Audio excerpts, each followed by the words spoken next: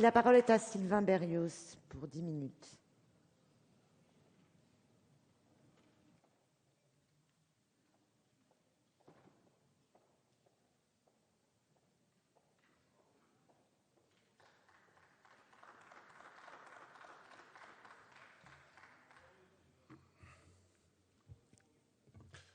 Madame la Présidente, mes chers collègues, Monsieur le Ministre, notre séance appelle l'examen d'une proposition de loi dite d'amnistie sociale déposée par le groupe de la gauche démocrate et républicaine.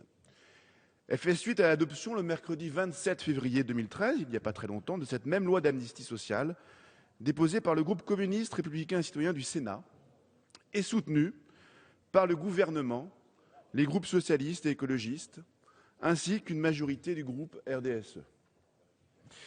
Rappeler cette chronologie est indispensable pour comprendre une situation qui, au fil des semaines, est devenue illisible tant le gouvernement et sa majorité se déchirent et se contredisent au gré de déclarations et de postures tantôt clientélistes, souvent idéologiques, parfois très responsables, Monsieur le Président Voisse.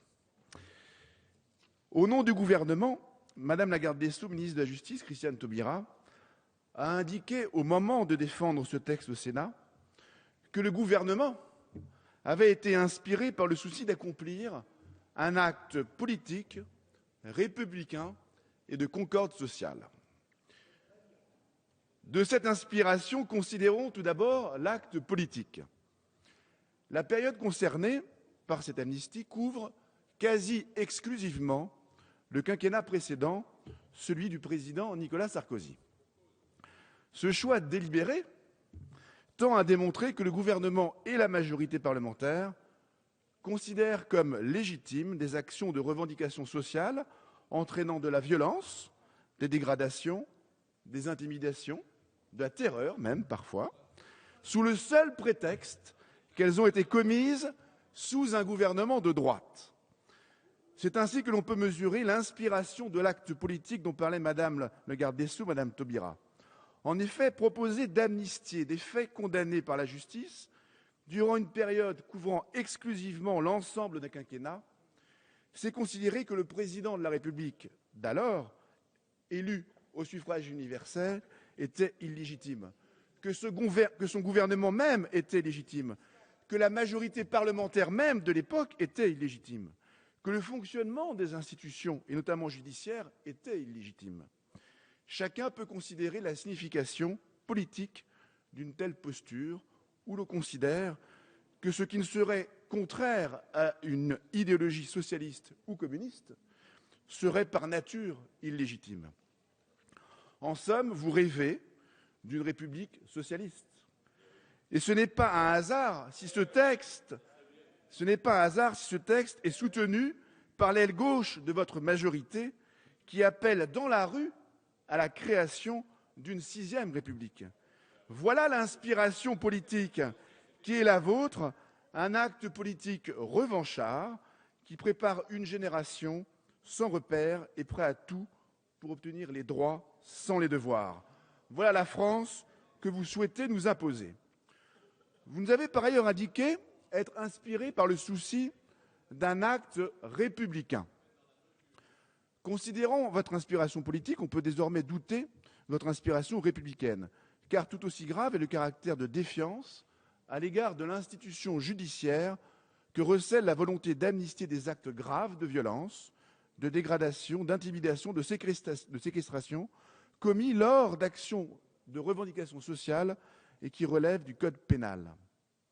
Comme l'a rappelé Madame la garde des Sceaux dans le débat au Sénat, je la cite, « La justice elle-même prend déjà en considération cette situation particulière. Lorsqu'un conflit social aboutit à une issue judiciaire, les juges usent de leur pouvoir d'appréciation de l'opportunité des poursuites pour contribuer à l'apaisement. Cette loi d'amnistie que vous nous proposez est donc un procès en illégitimité des décisions prises par la justice. Vous vous plaisez à rappeler sans cesse que le gouvernement, et je le suppose la majorité, sont attentifs à la séparation des pouvoirs de telle sorte que l'exécutif se mêle le moins possible du travail de l'autorité judiciaire.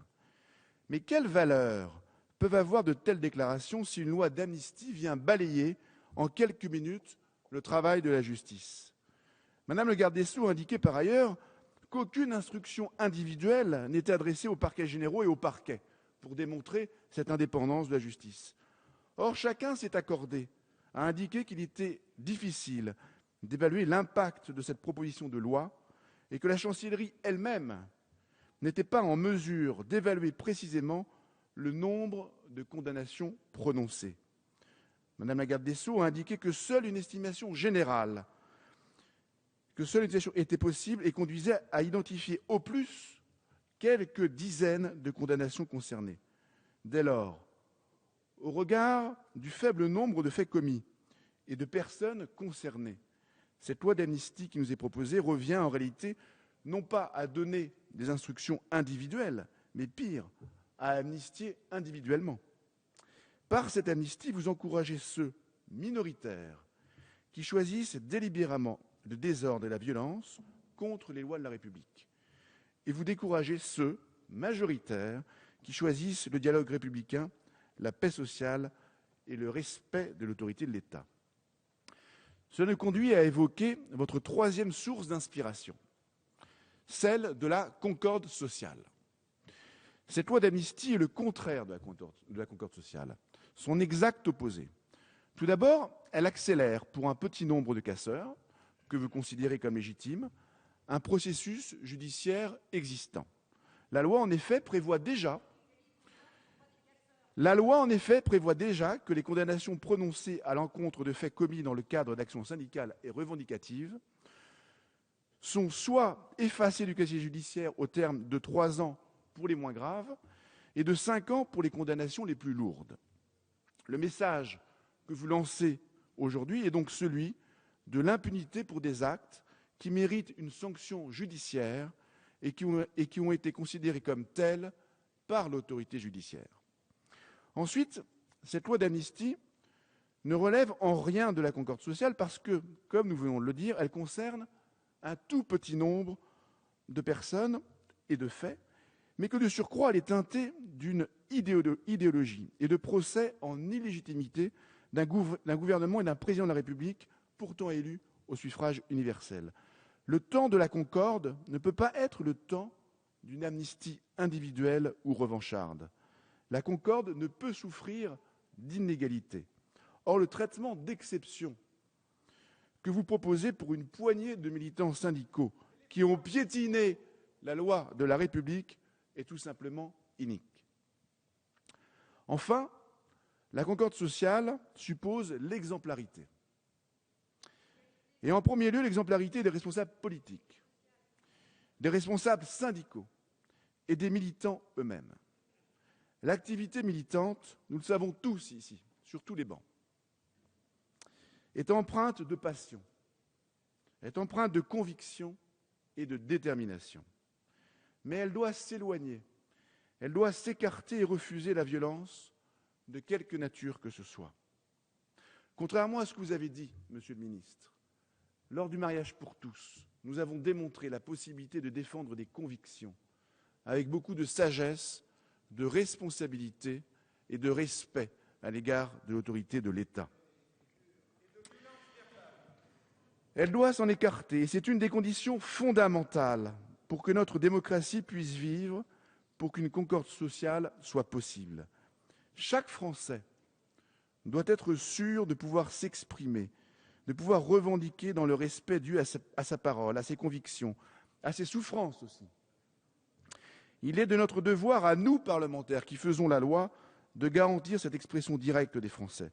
C'est l'honneur et la grandeur de notre démocratie, de notre République, que de garantir le droit constitutionnel de la liberté d'expression. Pour le faire, nous devons réaffirmer notre opposition définitive à l'expression de la violence, quelle qu'en soit la cause. L'intérêt général de la concorde sociale, la défense de nos idéaux, doit se faire de la façon la plus honnête, la plus contradictoire, mais aussi ne jamais être prétexte à casser, à calomnier, à intimider ou à séquestrer. Nous ne voulons pas, et j'en suis sûr, personne ici ne veut d'un pays où le militantisme syndical sème la pagaille, la violence, le désordre ou encore la terreur. Le gouvernement, par la voix de Madame la garde des Sceaux, a déclaré que le vote en faveur de ce texte est un acte de très grande justice qui honore la République. Mesdames et messieurs, cette loi d'amnistie des faits commis à l'occasion de conflits sociaux est une loi d'une très grande injustice, qui déshonore l'action syndicale et la République. C'est pourquoi j'espère que le gouvernement s'y opposera, que le groupe socialiste votera contre sans tentative dilatoire de renvoi en commission, que le groupe des Verts y renoncera. Sachez que dans tous les cas, le groupe UMP s'opposera à l'impunité pour les casseurs et votera contre cette proposition.